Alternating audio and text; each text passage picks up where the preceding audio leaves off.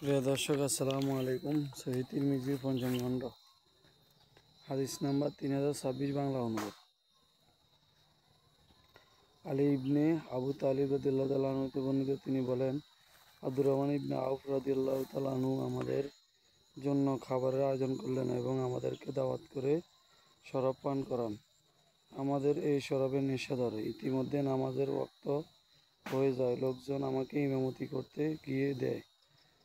আমিও পাঠ করলাম, কুলিয়া ইউহাল কাফিরুন লা মা তাবুদুন ওয়ালা আনতুম মাবুদুন মা তাবুদুন, অর্থাৎ ওলা নাবুদু, তোমরা যাদের ইবাদত করো আমরা তাদের ইবাদত করি না।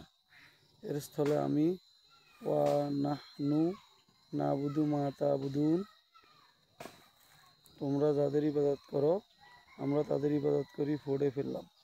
তখন আল্লাহ তাআলা এই আয়াত অবতীর্ণ করেন, হে ঈমানদারগণ, তোমরা নিশাগত অবস্থায় নামাজের নিকটে যেও না যতক্ষণ না তোমাদের যা বলো তা বুঝতে পারো। সূরা আন-নিসা 33 নম্বর আয়াত। হাদিসটি সহিহ। প্রিয় দর্শক, আসসালামু আলাইকুম। সহিহ তিরমিজির পঞ্চম খণ্ড, হাদিস নাম্বার 3027, বাংলা অনুবাদ। আব্দুল্লাহ ইবনু জুবায়র রাদিয়াল্লাহু তাআলা আনহু হতে বর্ণিত, তিনি বলেন যে কঙ্করময় হায়রা এলাকায় একটি পানি সেচের নালা নিয়ে এক আনসারীর সাথে তার ঝগড়া বাঁধে। উক্ত নালার মাধ্যমে তারা ও খেজুর বাগানে পানি দিতেন। আনসারী বললেন, পানি আসতে নালাটি আপনি ছেড়ে দিন। জুবাইর রাদিয়াল্লাহু তাআলা আনহু তা মানলেন না। দুইজনে বিষয়টি নিয়ে রাসূল সাল্লাল্লাহু আলাইহি সাল্লামের নিকট উপস্থিত হলেন। রাসূল সাল্লাল্লাহু আলাইহি সাল্লাম জুবাইর রাদিয়াল্লাহু তাআলা আনহুকে বললেন, হে জুবাইর, তোমার বাগানে পানি দিয়ে তোমার ও প্রতিবেশীর জন্য পানি ছেড়ে দিও। এতে আনসারী ব্যক্তিরা রাগান্বিত হয়ে বললেন, হে আল্লাহর রাসূল সাল্লাল্লাহু আলাইহি সাল্লাম, আপনি আপনার ফুফাতো ভাই বলে এইরূপ ফয়সালা করেছেন। এই কথা রাসূল সাল্লাল্লাহু আলাইহি সাল্লামের চেহারা বিবর্ণ হয়ে গেল। তিনি বললেন, হে জুবাইর, তুমি তোমার বাগানে পানি প্রবাহিত করে আলগুলো পর্যন্ত পানি ও জমা না হওয়া পর্যন্ত নালা অন্যত্র প্রবাহিত হতে দিবে না। জুবাইর রাদিয়াল্লাহু তাআলা আনহু বললেন, আল্লাহর শপথ, আমার মনে হয় এই ঘটনা প্রসঙ্গে এই আয়াত অবতীর্ণ হয়।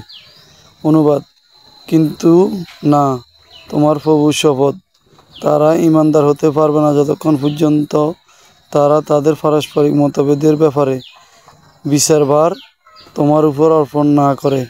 সূরা আন-নিসা 65 নম্বর আয়াত। হাদিসটি সহিহ। বুখারীতে 4585 ও মুসলিমে হাদিসটি রয়েছে। প্রিয় দর্শক, আসসালামু আলাইকুম। সহিহ তিরমিজির পঞ্চম খণ্ড, হাদিস নাম্বার 3028, বাংলা অনুবাদ। যায়েদ ইবনে সাবিত রাদিয়াল্লাহু তাআলা আনহু হতে বর্ণিত, তোমাদের কি হলো, হে মুনাফিকদের প্রসঙ্গে তোমরা দুই দল হয়ে গেলে। সূরা আন-নিসা 88 নম্বর আয়াত। আয়াত প্রসঙ্গে তিনি বলেন, উহুদের যুদ্ধের দিন রাসূল সাল্লাল্লাহু আলাইহি সাল্লামের সাহাবীদের মুসলিম বাহিনীর মধ্যে হইতে কিছু সংখ্যক লোক যুদ্ধক্ষেত্রে হইতে ফিরে আসে। তাদের প্রসঙ্গে সাহাবীগণ দলে বিভক্ত হয়ে যান। এক দলে বক্তব্য ছিল, তাদের হত্যা করো। অন্য দলে ছিল, তাদের হত্যার প্রয়োজন নেই। এ প্রসঙ্গে আয়াত অবতীর্ণ হলো। অনুবাদ, তোমাদের কি হলো যে মুনাফিকদের ব্যাপারে তোমাদের দুই দলে বিভক্ত হয়ে গেলে। সূরা আন-নিসা 88 নম্বর আয়াত। রাসূল সাল্লাল্লাহু আলাইহি সাল্লাম বলেন, মদিনা হইল তাইয়্যিবা ও পবিত্র নগরী। তা ময়লা আবর্জনা, অপবিত্রতা ও মুনাফিকি এমনভাবে দূর করে দেয় যেভাবে আগুন ও লোহার ময়লা দূর করে দেয়।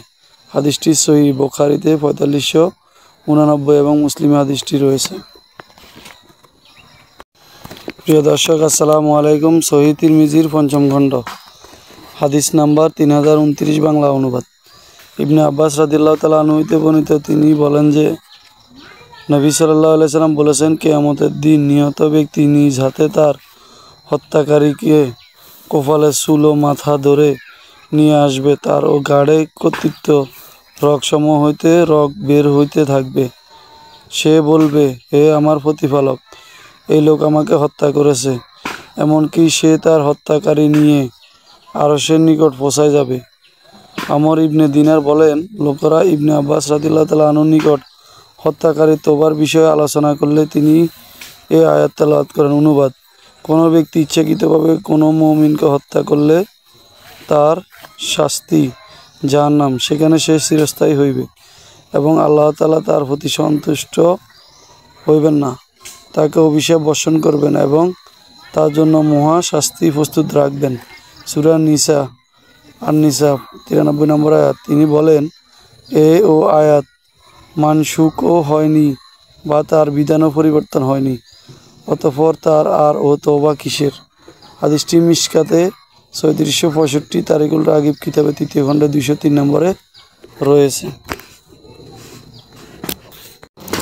প্রিয় দর্শক, আসসালামু আলাইকুম। সহিহ তিরমিজির ৫ম খণ্ড হাদিস নাম্বার ৩০৩০ বাংলা অনুবাদ।